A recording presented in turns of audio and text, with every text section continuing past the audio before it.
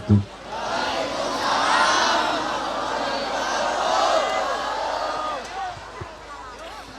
Alhamdulillah alladzi allafa baina qulubil mu'minina fa asbahu bi ni'matihi ikhwana. Wa salatullahi wa salamuhu ala rasulil karim al-mab'uthi rahmatan lil alamin habibina sayyidina Muhammad wa ala alihi al-mutahharin wa ashabihi at-tayyibin wa tabi'ina lahum bi ihsanin ila yaumiddin. Allahumma ya Rabbana alif baina qulubina wahdina ya Rabbana subulas salam wa najjina minadh dhulumati ilan nur. A'inna ya Rabbana ala tathhiri qulubina. Allahumma ya Rabbana inna na'udzu bika minal hiqdi wal kibri war riya'i wal ujbi wa hubbid dunya. Ij'alna ya Rabbana minal mutahabbina fik wa minal mutazawirina fik wa minal mutajalisina fik wa minal mutabadilina fika innaka anta ala kulli syai'in qadir. Allahumma ya Rabbana arzuqna taubata qabla al-maut wasyahadata 'inda al-maut wal jannata ba'da al-maut. Amma ba'd. Yang sangat kami cintai, kami muliakan hamba-hamba pilihan Allah, husnudzon kami kepada Allah bahwa tidak ada yang hadir di tempat mulia ini kecuali hamba pilihan Allah. Lintaskan panjatan doa di dalam hati masing-masing dengan serius. Panjatkan doa dengan serius. Semoga seperti itu Allah telah mengumpulkan kita saat ini, Allah mengumpulkan kita kelak di padang mahsyar di bawah bendera baginda Nabi Muhammad sallallahu alaihi wasallam, dan kelak mengumpulkan kita di surga bersama Rasulullah sallallahu alaihi wasallam. Hadirkan kerinduan itu, dan sungguh jika kita serius di dalam memohon kepada Allah, maka Allah Maha Kuasa. Dan sebelum kita melanjutkan perjalanan kita ini menjalani sebuah perjalanan, berhenti sejenak seperti ini untuk merenungi agar jalan kita yang akan kita lewati atau kita lalui benar. Kita merenung saat ini dalam pertemuan singkat ini agar benar hidup kita di esok hari, di minggu yang akan datang, di tahun yang akan datang, agar hidup kita semakin baik. Maka mari kita merenung saat ini. Pastikan ilmu yang akan kita dapat malam ini akan kita amalkan, dan pastikan bahwa kita datang ke tempat ini ingin mencari ilmu, bukan hanya sekedar ramai-ramai berkumpul. Kemudian sebelum kita mulai pengajian ini harus ada kesepakatan di antara kita. Kalau tidak ada kesepakatan ini, maka pertemuan ini sia-sia. Pastikan bahwa di antara kita tidak ada saling benci, di antara kita tidak ada saling dengki, di antara kita yang ada hanya cinta karena baginda Nabi Muhammad, karena Allah Subhanahu wa taala. Pastikan semua menghadirkan makna ini di dalam hati masing-masing, bahwa di antara kita tidak boleh ada benci, di antara kita tidak boleh ada dendam. Sebab kalau di hati kita ada benci,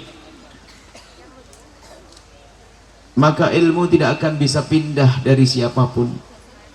Biarpun seandainya seseorang itu belajar dengan seorang nabi, paling hebatnya nabi, paling bagusnya nabi, yaitu baginda Nabi Muhammad sallallahu alaihi wasallam, akan tapi jika di dalam hatinya tidak ada kecintaan, tapi adanya hanya dengki, maka sesungguhnya dia tidak akan mendapatkan ilmu. Seperti contoh pada zaman dulu adalah Abu Jahal. Abu Jahal adalah bukan orang yang tidak pandai, dia pandai dan dia selalu melihat Nabi, dia hadiri majelis Nabi, dia kumpul dengan Nabi. Akan tapi ternyata hatinya kotor dengan baginda Nabi. Ada dengki tersembunyi di dalam hati Abu Jahal, maka biarpun dia menghafal ilmu dari baginda Nabi, ilmunya tidak menjadikan dia mulia, bahkan menjadi sebab Abu Jahal manusia terendah. Maka pastikan kita tidak ada benci di antara kita, yang ada hanya cinta, dan itu yang harus kita bangun dalam hidup kita. Kita merayakan kemerdekaan negeri kita, Republik Indonesia yang ke-78. Merayakan apa? Merayakan kemerdekaan. Dan sudahkah kita paham makna merdeka? Merdeka itu di saat kita tidak diperbudak. Untuk menjadikan diri kita itu tidak diperbudak, kita harus tahu dong, diperbudak oleh siapa. Jika pada zaman dahulu kakek moyang kita berjuang membebaskan bangsa kita ini dari diperbudak para penjajah waktu itu, karena mereka menjajah tanpa berperi kemanusiaan, mereka dengan kezaliman mereka, sewenang-wenang, penindasan dan seterusnya, maka mereka berjuang dan berjuang. Pahlawan-pahlawan kita berjuang untuk memerdekakan bangsa ini, sehingga untuk anak keturunan beliau-beliau ini akan tetap hidup dalam kemerdekaan, tidak dalam ketertindasan dan dalam kezaliman. Mereka berjuang karena mengerti penindasannya dalam bentuk apa, musuhnya kayak apa, kezaliman, perbudakan bentuk apa. Mereka sadar, makanya berjuang seperti itu. Akan tapi zaman ini juga ada penjajahan-penjajahan baru yang harus kita sadari.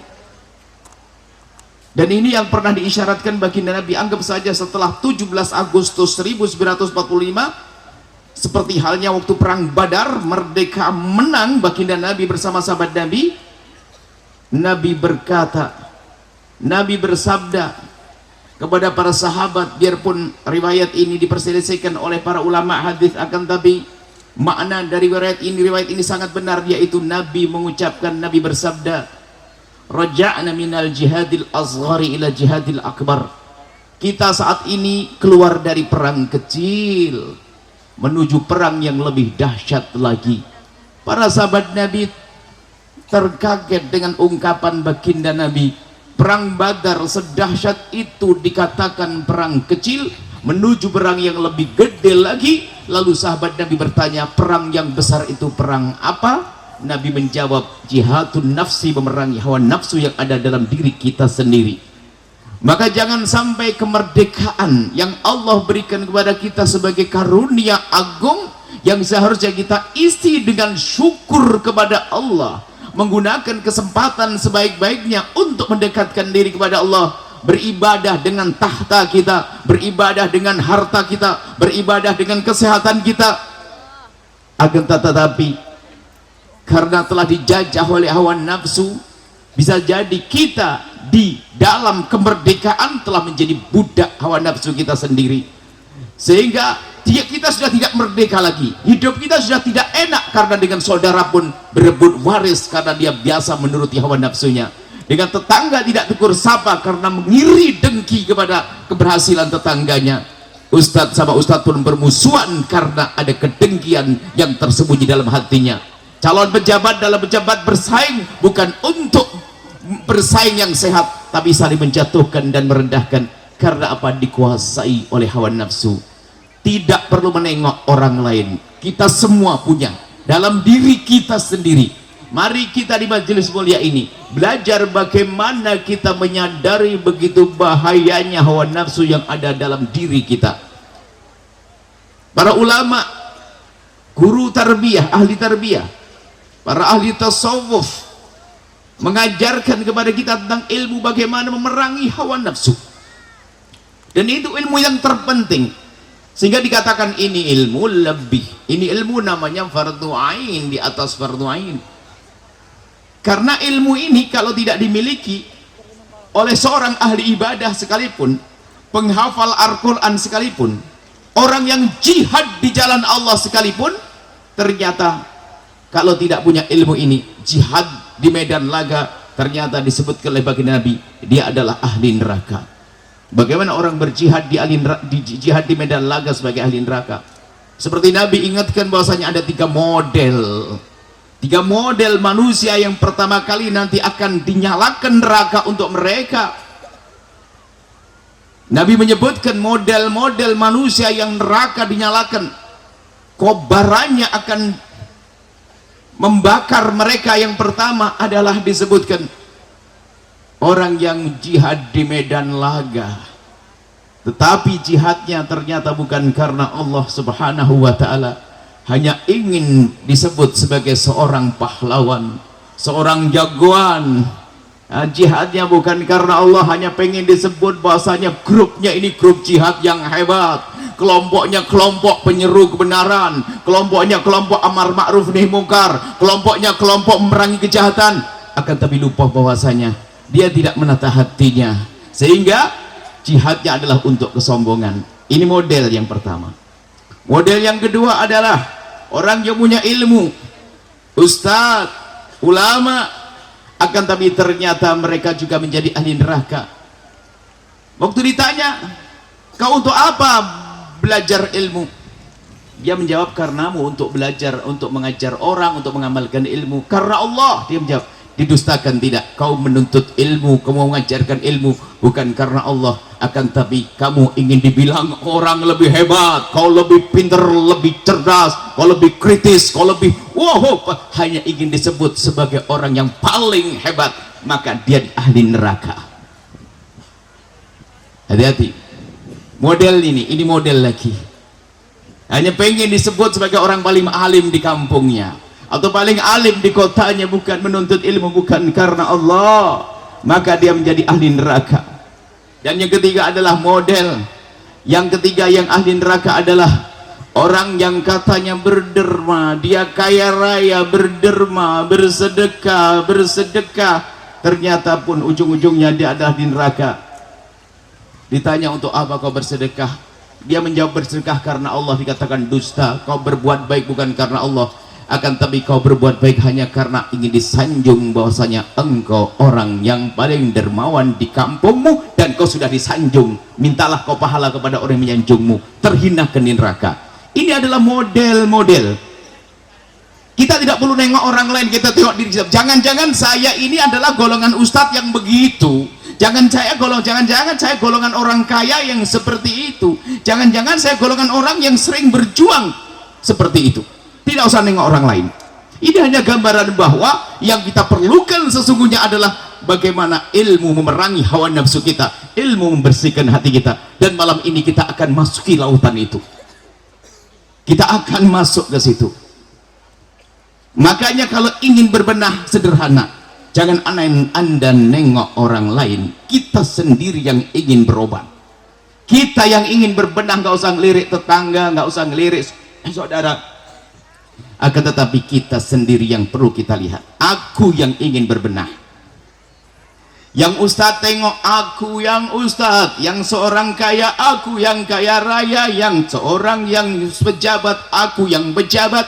Nggak usah nengok orang lain, karena kisahnya kita datang ke sini, kisah kita ingin selamat.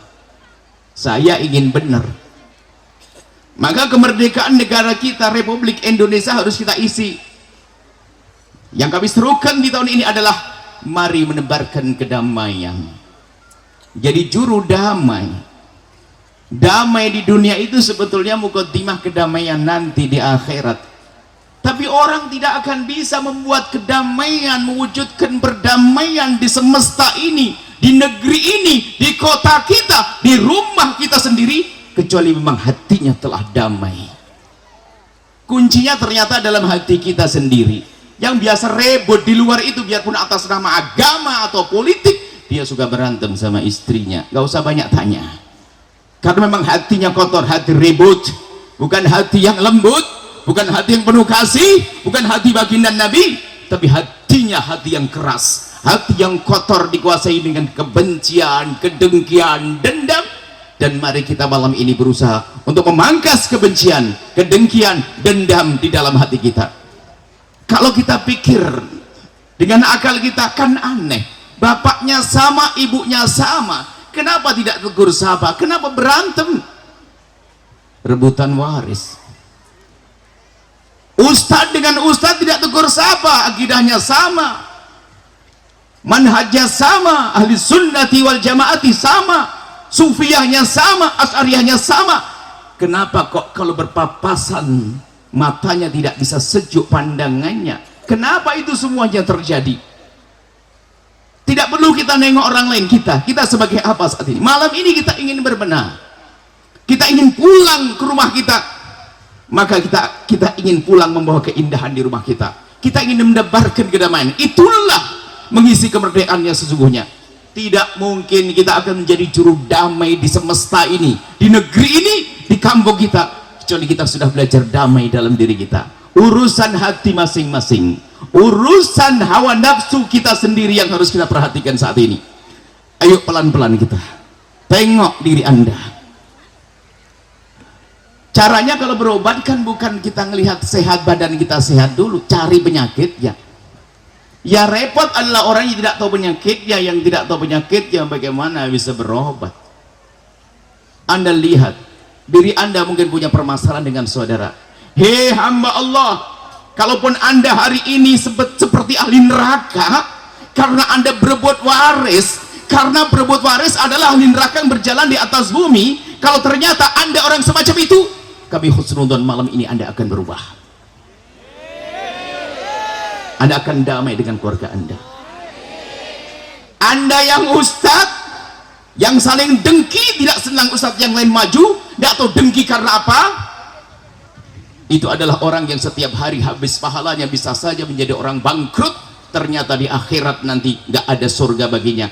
Tapi kami husnudzon, datang malam ini insya Allah kita jadi ahli surga semuanya.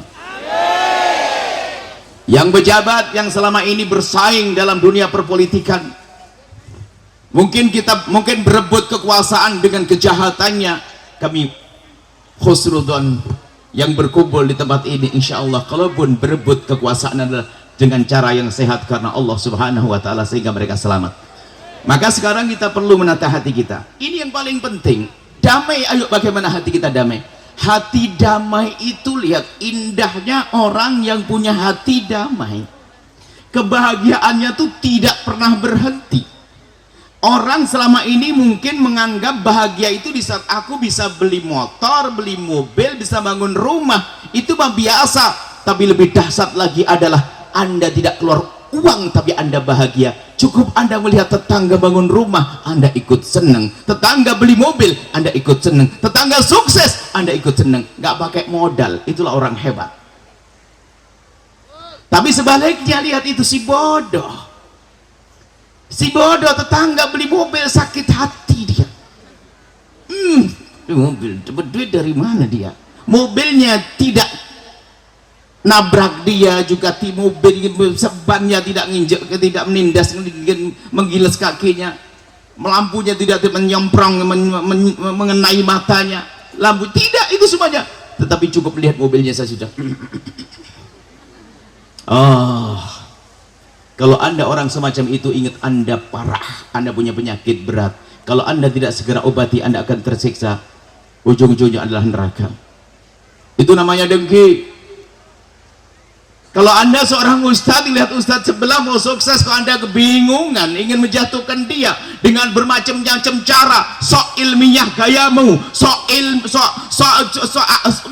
dengan gaya-gaya ilmu misalnya, ketahuilah hasud tersembunyi di dalam hati. Kita tidak ada yang tahu. Jangan hasud. Hasud itu kan aneh. Ustadz Al-Quran sama Ustadz Fikih, sebuah contoh saja. Ustadz hasud. Ustadz Al-Quran ngajar Al-Qurannya bagus, Masya Allah, luar biasa. Kalau ngajari santrinya, wah langsung pokoknya harus benar. Dan memang bagus Al-Qurannya. Akhirnya sang Ustadz Al-Quran ini, lihat, ini contoh Ustadz hasud. Ustadz Al-Quran setelah ngajari santrinya, nasihatnya Masya Allah luar biasa. Wahai santriku, ingat Al-Quran kalamullah, Serem kalamullah. Betul kalamullah. Al-Quran adalah Masya Allah, ilmu, lautan ilmu semuanya. Saat nasihat sampai sini membagus, tatonya tidak lama kemudian juga, kamu tahu ndak Ustadz sebelah itu, dia katanya ilmu fikihnya mah hebat, jos, jago ilmu fikihnya. Tapi apa artinya ilmu fikihnya hebat? Tapi kalau dia tidak benar Al-Qur'annya, bahwa nazam dalam satu dalam nazam tajwid, man lam yujawwidil Qur'ana athimu, begitu. Yang tidak pakai tajwid, enggak benar bacaannya, neraka. Makanya kamu harus bersyukur. Nah ini sudah nyaci Ustadz fikih yang lainnya. Ustadz fikih dicaci.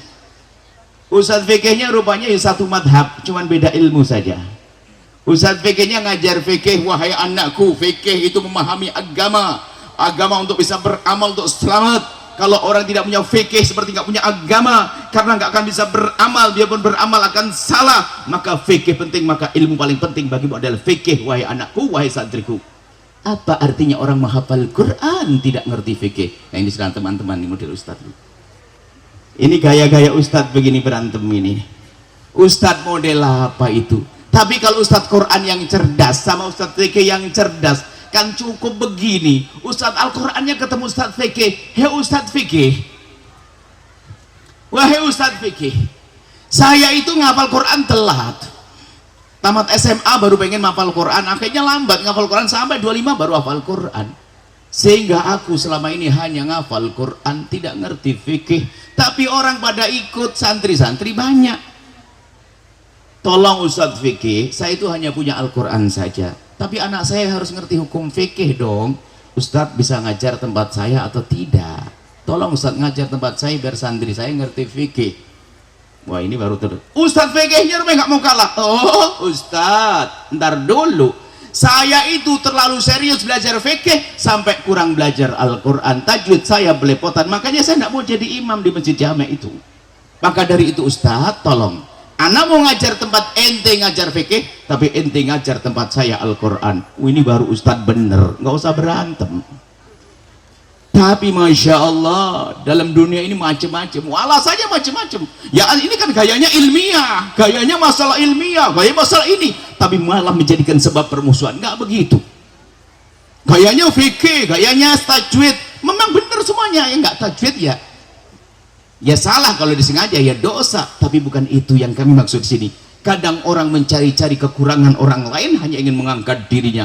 Gabungan antara hasud dengan kesombongan. Sombong. Lihat, kalau kita baca sejarah, pertama kali dosa yang dilakukan manusia itu kan sombong. Bukan pertama kali dosa yang dilakukan makhluk Allah itu kan sombongnya iblis.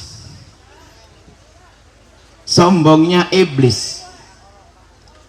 Kemudian setelah itu dilakukan oleh bangsa manusia, setelah di bumi, hasudnya anak Adam, kisah Qabil Habil. Jadi hasud sama sombong ini saling intai.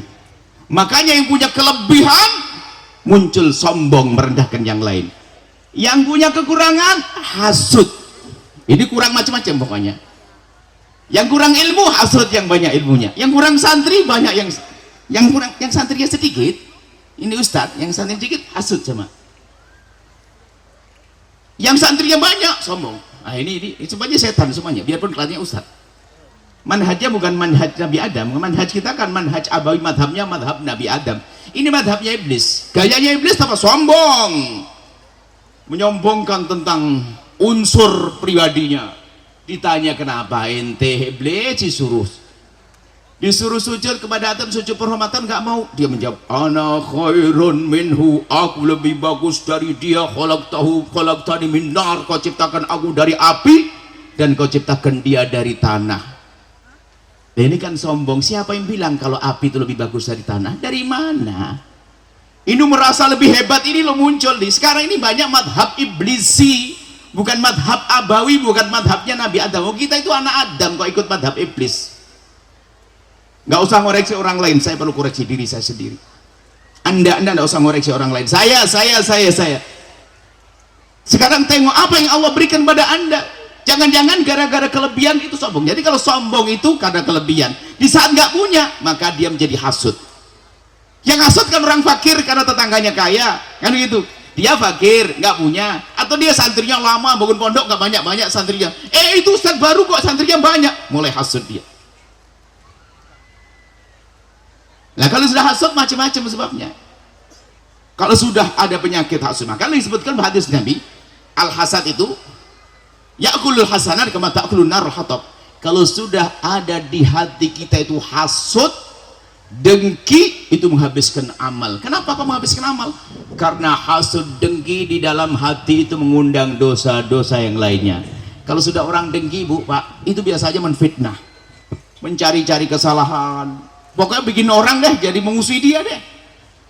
Kalau di kampung dulu, Bu, misalnya kalau tetangganya kaya raya, itu dibilang langsung korupsi kalau dia pejabat, kan gitu kan? Pejabat korupsi, padahal kita nggak tahu dari mana kita tahu korupsi. Pokoknya ya pejabat baru pasti, apa lagi, baru pejabat 6 bulan aja sudah beli motor, pasti korupsi karena dia pejabat. Tetangga sebelah kaya raya bukan pejabat, bingung dia, pasti dia punya tuyul. Nah, Anda model begitu, nggak tahu kapan dia ketemu tuyul, kayaknya dia jadi tuyul juga pernah dia. Jadi model-model begini ada hasud. Ini penyakit di masyarakat kita, maka ini terjadi kepada orang yang bodoh, orang alim, pejabat tinggi, kecil sama. Jadi dua, awas, hati-hati. Di saat diberi kelebihan menjadi iblis, sombong. Di saat diberi kekurangan, hasud. Naudzubillah, nasib buruk ini, jelek semuanya. Maka malam ini kita harus pangkas. Bagaimana memangkas sifat-sifat kotor seperti itu? Dan nanti akan muncul kebencian di dalam hati kita, nggak enak. Tapi semuanya itu, dengki itu muncul karena hilangnya cinta di dalam hati kita. Kalau ada cinta, makanya yang diajarkan Nabi bagaimana kita itu menumbuhkan kasih sayang dan cinta di antara kita. Untuk memangkas kesombongan tadi, memangkas namanya dengki, ini ada ilmunya dan kita harus belajar. Kalau kita sedikit bicara tentang sombong, apa yang menjadikan kita sombong? Coba berpikir. Ilmu kepleset juga rota hilang ilmunya. Mau sombong dengan ilmu, di sana ada orang lebih alim lagi di sana. Nggak ada perlunya kita sombong dengan ilmu, paling senang saja, paling alim, dia paling jago dalam diskusi apa gitu, dia paling itu, ada. Jangan seperti itu, kesombongan menjerumuskan. Jadi kesombongan macam-macam sebabnya. Kalau Imam Ghazali menyebutkan orang sombong maka nanti hasilnya itu kebalikannya. Orang sombong karena harta, maka muncul hasud orang yang kurang harta. Ada sombong karena tahta, hasud kegeser dia. Itu muncul harta, tahta. Orang sombong karena nasab misalnya, ini sombong karena nasab, muncul orang hasud karena nasab. Orang sombong karena apapun, pokoknya begitu lawannya, selalu itu ada dalam dunia ini. Makanya satu sombong karena harta, yang satu hasud. Yang sombong karena tahta, yang lemah hasud. Yang sombong karena nasab, yang satu hasud. Itu aja. Ingat, kalau bicara begini Anda tidak usah bilang, pejabat itu hasud. Tidak usah. Kita tidak mencari orang hasud, tapi kita mencari hasud, dengki di dalam diri kita sendiri. Waktu sangat terbatas, maka kita langsung tutup poin saja. Bagaimana kita memangkas penyakit itu? Pertama harus kita sadar bahwasanya kita rindu akhirat, kita ingin selamat di akhirat, ya Allah. Kita ingin di sorga nanti, sudah jangan biarkan penyakit hasud. Kalau saya gambarkan mungkin dari dunia dakwah dulu deh, sebab Imam Ghazali mengisyaratkanlah hasada ka hasadil ulama. Hasud yang paling serem itu justru hasudnya para ustadz. Hasud paling serem. Saya tidak bicara yang lainnya karena saya atas nama ustadz kayaknya begitu. Sebetulnya saya bukan ustadz ini ya, saya ngiru gaya ustadz gitu. Hasad asalullah, hasad. Jadi coba begini loh, kalau kita berpikir sehat, ustadz itu kan punya tugas, bebannya ummah, membawa umat, membimbing umat. Kalau seandainya pundak saya 1000 orang, berat. Kemudian ada satu sahabat datang, Yahya mau saya ambil 500, bagaimana? Mestinya kalau saya cerdas ya ringan, alhamdulillah, beban saya dikurangi. Tapi kenapa saya marah? Hasud. Aneh orang hasud itu. Orang dengki itu aneh. Pertama hilangnya benci, hilangnya cinta. Hasud itu muncul menjadi kebencian dari hasud lah, hasad. Hasud mencari hasidin. Kita hasad, penghasut itu harus udut merem kan, pokoknya hasut serem. Menfitnah juga masya Allah menjadikan sebab neraka. Ya, menfitnah, menggunjing, menfitnah, ya, membicarakan kejelekannya. Ini berbeda lagi, membicarakan kejelekan, cari-cari kejelekannya, menjadi mencari-cari kejelekan. Coba kalau muncul hasut hari ini, muncul hasut apapun, pejabat sama pejabat, kalau hasut mencari kejelekan. Ulama dengan ulama mencari kejelekan, luluh habis. Sementara mencari kejelekan bentuk dosa, man tatabba'a aurata akhi tatabba Allah auratah. Kalau orang mencari-cari kejelekan orang, maka Allah akan bongkar, maka Allah akan juga bongkar, makanya akan dibongkar. Wa yaftahu walau fi wasti baitihi. Dalam riwayat disebutkan bahwa kama qala Rasul, bahasanya orang yang mencari-cari kesalahan orang, lihat Allah akan juga bongkar dan akan dipermalukan biarpun di rumahnya sendiri. Hasud, pokoknya jelek deh semuanya. Sudah, kita akan langsung saja nih, waktu singkat, bagaimana kita itu memangkas itu semuanya, memangkas itu semuanya. Kita jangan bilang aku tidak punya hasud ya, wah Anda bukan manusia lagi, bohong itu. Anda tidak punya dendam, oh bohong. Kita ini punya dendam, para kekasih Allah itu punya dendam, cuman punya dengki. Akan tapi hebatnya mereka, di saat ada muncul dengki di dalam hatinya dan muncul dendam di dalam hatinya, tidak keluar dalam sesuatu yang negatif yang membahayakannya, akan tapi dirubah menjadi sebuah kebaikan. Contoh, kalau ada seorang alim para kekasih Allah, jika ada orang berbuat jahat kepadanya, dia itu marah sebetulnya, tapi setelah itu dia tahu saya marah, tapi tidak boleh tampak di dohirku menjadi amarah. Oh, orang itu kurang ajar benar sama aku. Oh, katanya Pak, dia malah memberikan hadiah kepada orang tersebut. Kan aneh. Hasud, justru di saat hasud dia lihat tetangganya kok sukses. Oh, kenapa kok saya mulai hasud dengan tetanggaku? Langsung didatangi, assalamualaikum, selamat, insya Allah semakin sukses. Setiap malam didoain. Sudahlah, kalau parkirnya, kalau pelanggan kurang parkir tempat saya, diberangi.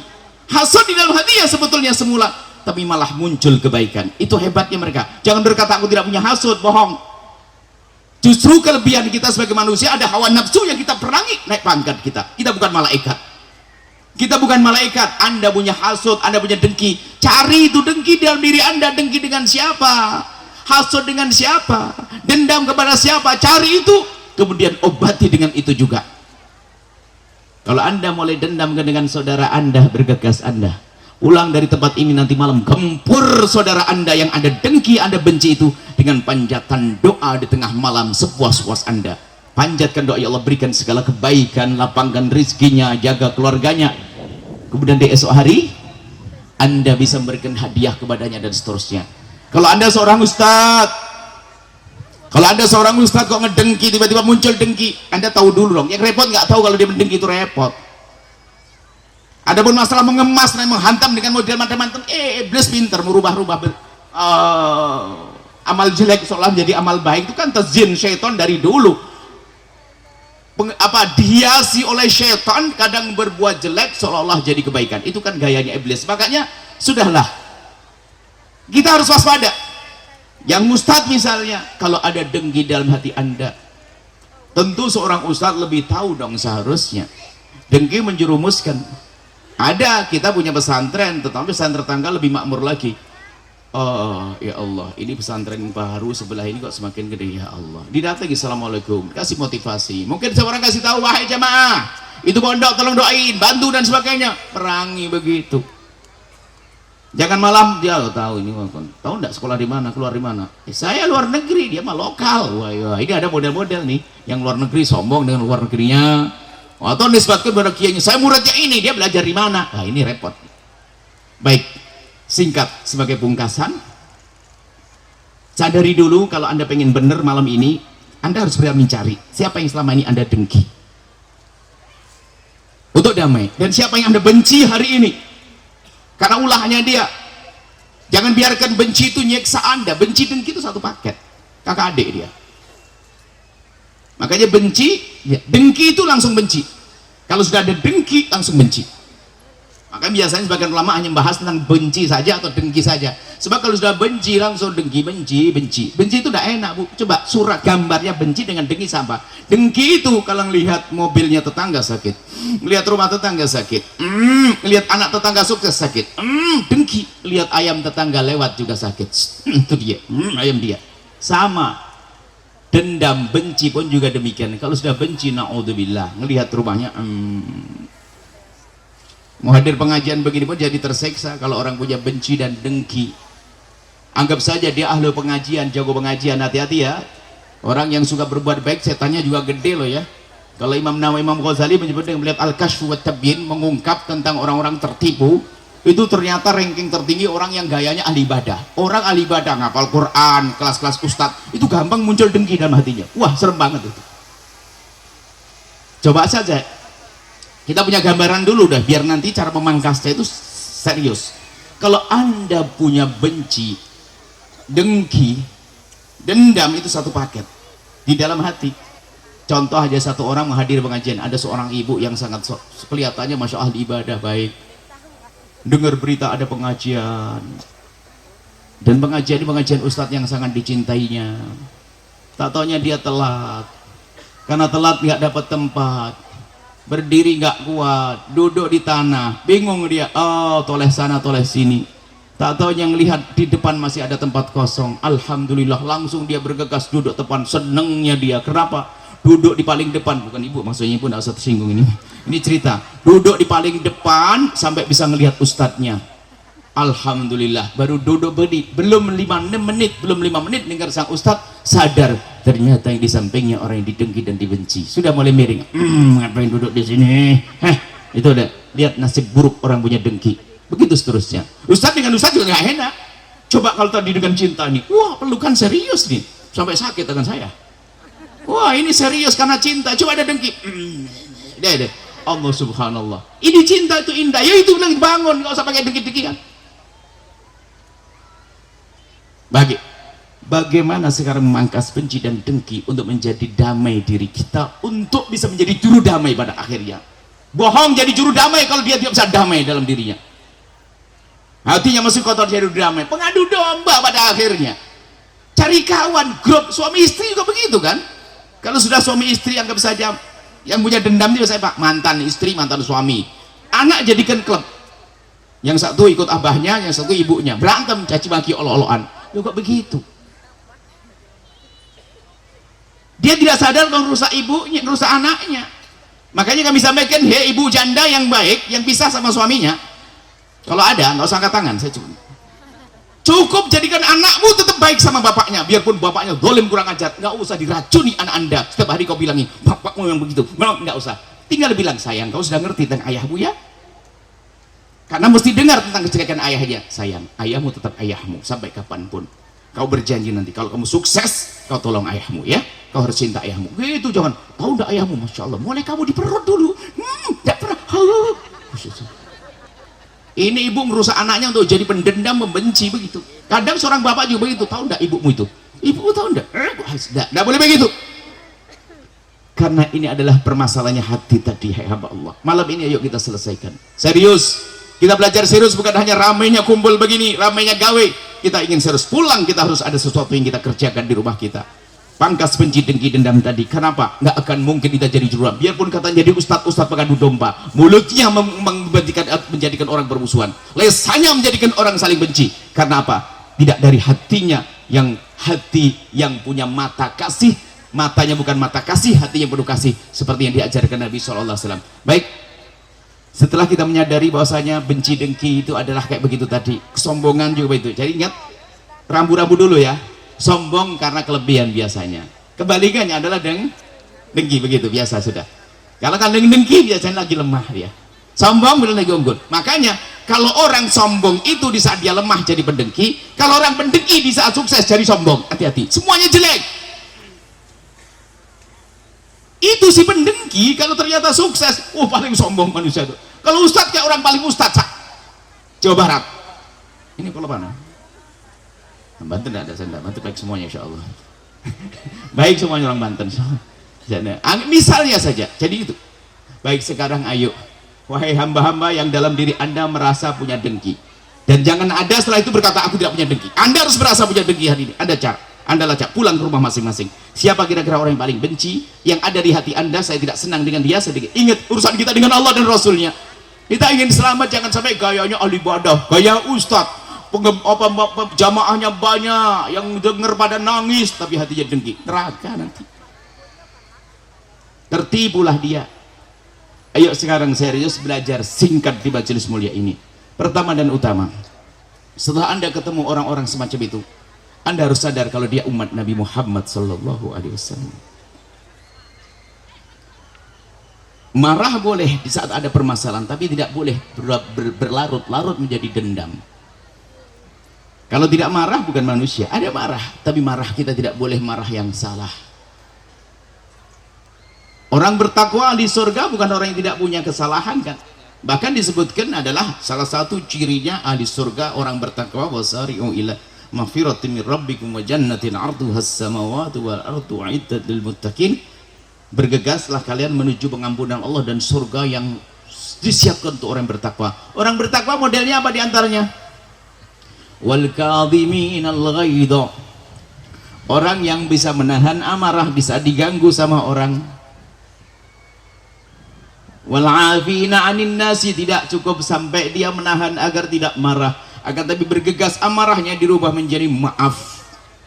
Setelah memaafkan belum cukup, karena bisa saja maaf ini masih menyisakan kekotoran. Lalu setelah memaafkan, wallahu yuhibbul muhsinin, Allah senang dengan orang berbuat baik. Lihat, ini cirinya ahli surga, dijahatin malah memberikan kebaikan. Ada pada zaman Nabi dikisahkan 3 model manusia, tinggal anda pilih yang mana. Yang pertama adalah, ya Rasulullah, ada orang berbuat jahat kepadaku, bagaimana kalau aku balas kejahatan? Nabi menjawab apa? Ya, kalau ente balas sama, nggak ada kelebihan.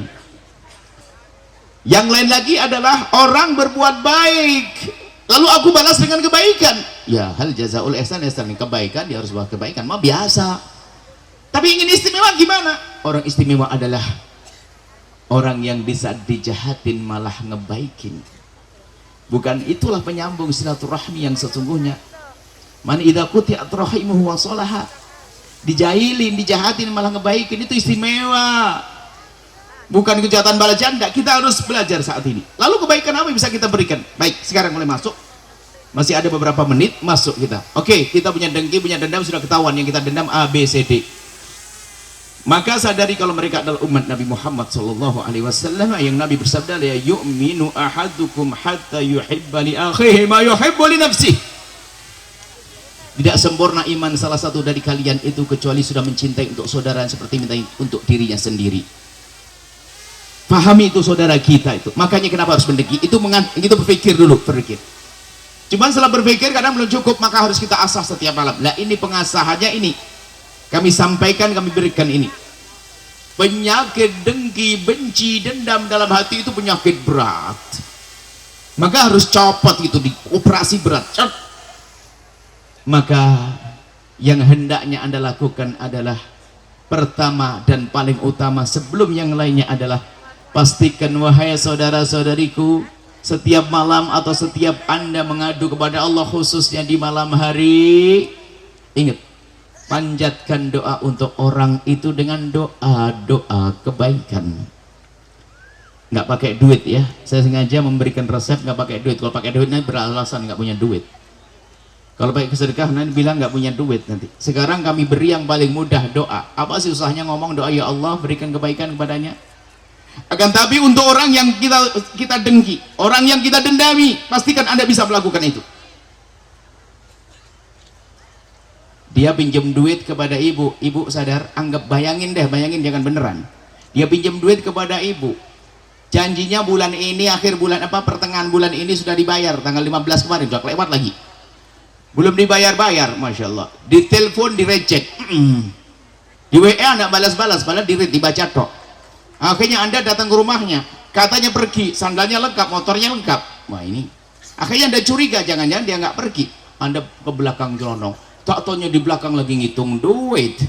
Anda datang malah marah, melengos, kelihatan kalungnya begini sambil itu, ngapain kamu kesini? Wah, tambah digituin, pergi sana. Anda pulang dengan kesedihan.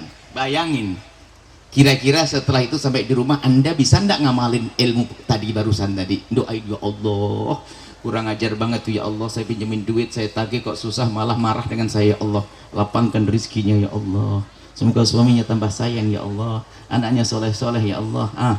Bisa nggak Bu kira-kira? Berat. Ya, berat memang. Iya tentu berat, karena itu amalannya ahli surga itu para kekasih Allah. Waliullah itu kerjaannya gitu Bu. Berat para bapak dan sebagainya.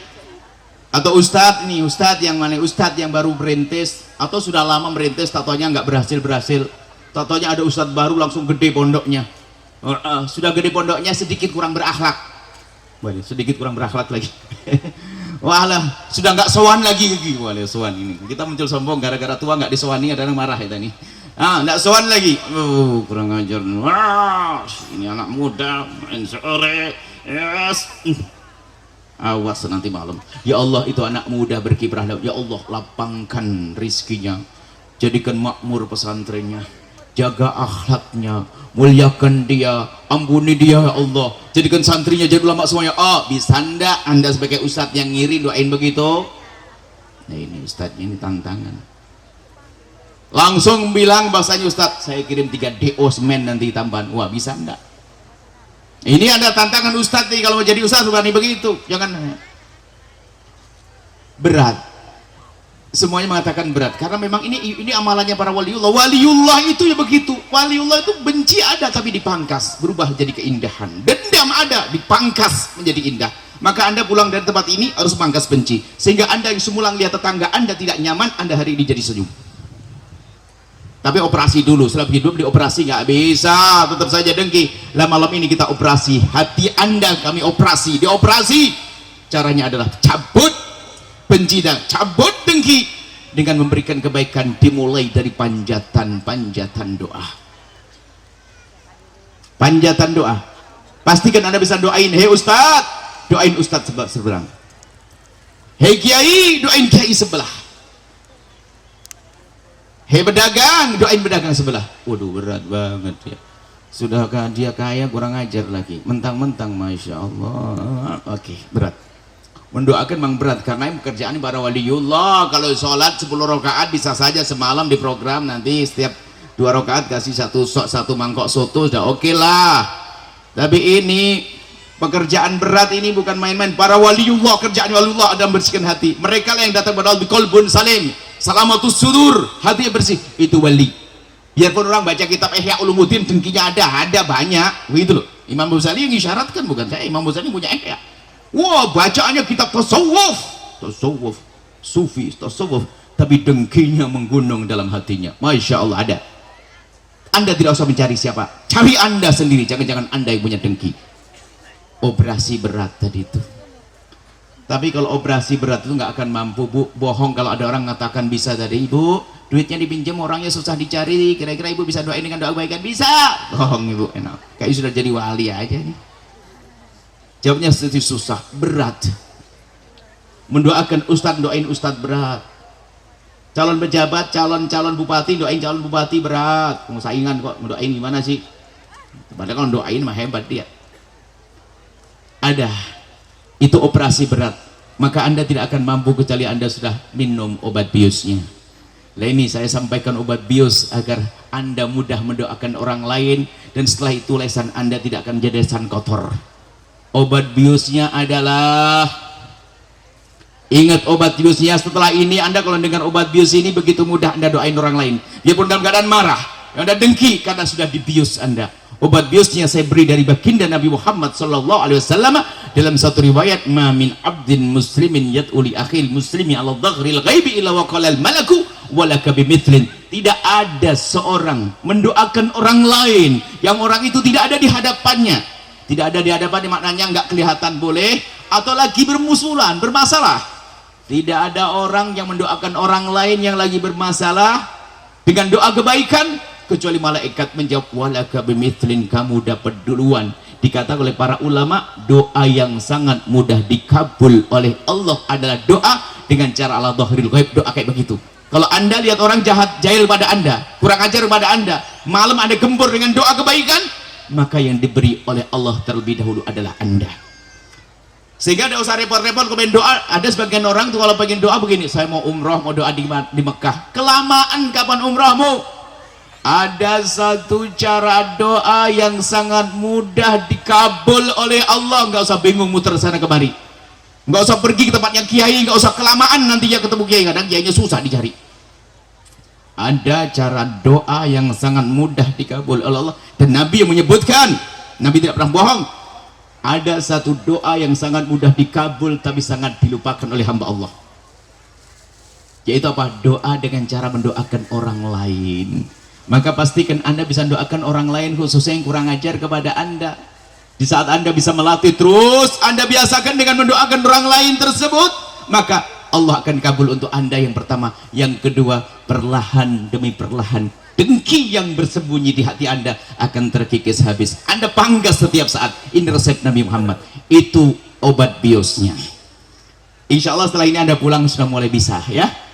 Anda boleh coba nanti ingat, anda hajatnya apa? Pengen rezeki banyak, doain ya Allah rezeki. Kalau anda minta ya Allah berikan padaku rezeki, anda banyak, kita banyak salah kayaknya. Wah, doa itu gampang ketolak. Tapi di saat kita mendoakan orang yang bermasalah dengan kita, orang yang lagi kita dengki, ya Allah semoga rezekinya semakin banyak, maka Allah akan kabul untuk kita, dan perlahan demi perlahan hati kita semakin bersih. Siap mendoain? Harus anda jangan tidak siap. Kalau tidak siap jangan ngaji dengan kami, Ustaz. Saya ingin membuat perubahan, kami ingin sama-sama membuat perubahan dalam diri anda. Itu saudara anda yang rebut waris anda, habis gembur dengan doa kebaikan, ya Allah itu saudaraku, anak ibuku, anak ayahku, jadikan dia ahli surga ya Allah. Dia berebut warisku, tapi aku tidak rela jika masuk neraka ya Allah. Berikan kesadaran, ampuni ya Allah, angkat derajatnya. Oh, enak, hati anda bersih. Jangan sampai sudah harta hilang, hati sakit, waduh neraka juga. Na'udzubillah. Mendoakan, kalau anda sudah bisa mendoakan, Allah akan beri untuk anda. Jadi ini adalah kami dapat dari guru kami waktu nasihati kami, dan kami amalkan. Memang ya dimudahkan pokoknya. Kalau punya hajat itu nyari siapa yang kurang ajar sama kita ini ya. Kalau tidak ada mah bingung, kurang ajar ya orang, tidak awas ya, semoga rezekinya banyak. Berarti salah, nggak punya duit tuh. Semoga rezekinya banyak, cuma ini gitu. Oh pasti latih dengan begitu. Biarpun itu berat bu, namanya ini kerjaan para kekasih Allah. Mungkin kalau anda disoteng pertama kali doa jelek muka anda, karena anda masih marah. Tapi semakin hari semakin lembut itu muka, sehingga begitu mudah anda mendoakan orang lain. Itulah lesannya, lesan orang beriman. Lesannya baik, bukan lesan mengutuk. Al-mu'min bukan orang sabab wala syatam. Seorang mukmin bukan kerjaannya nyaci maki, bukan kerjaannya mengolok, tapi seorang mukmin adalah lihat lesannya lembut. Itulah didikan dari baginda Nabi Muhammad SAW. Tidak perlu kita ngomong jelek, ngomong kotor, kutuk-kutukan. Seandainya dalam hidup anda tidak ngutuk Fir'aun, tidak ngutuk Abu Jahal, nggak dosa kok. Sekarang orang kok ngutuk orang Islam. Ini bagaimana hidup ini? Sudah, insya Allah obat biusnya sudah kerasa. Cuman ada sebagian kayak masih bingung. Saya kasih obat bius, double bius. Biar nanti ini ada ilustrasi perjalanan nanti di padang mahsyar, bu. Terakhir nanti di padang mahsyar para bapak, semoga kita dikumpulkan dengan rombongan baginda Nabi yang dikatakan seperti kilat menuju surga. Sampai digambarkan nanti ada orang yang menemukan padang mahsyar itu begitu cepatnya, bangkit langsung masuk surga. Lap begitu. Di antaranya adalah orang yang itu dipanggil oleh Allah dalam hadis qudsi, ainal mutahabuna bi jalali. Ini adalah dosis obat bius tadi. Ainal mutahabuna bi jalali, mana orang hidup di dunia dengan cinta karena aku? Allah menyeru, dan orang-orang yang hidup di dunia dengan memangkas benci tadi, seperti yang anda lakukan tadi. Kalau anda seperti itu, anda nanti akan mendengar seruan itu. Tiba-tiba anda berkumpul. Setelah anda berkumpul, lihat anda akan digiring meluncur ke surga.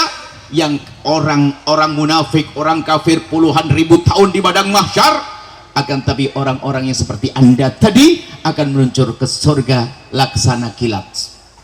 Kemudian Allah juga mengizinkan setelah itu, mengizinkan kalau orang pengen menuntut haknya sah, diizinkan. Allah maha adil. Ada kan orang di dunia begini bu, mungkin anda pernah dengar kalau orang marah begini, demi Allah aku tidak rela, aku tuntut nanti di akhirat. Pernah dengar enggak?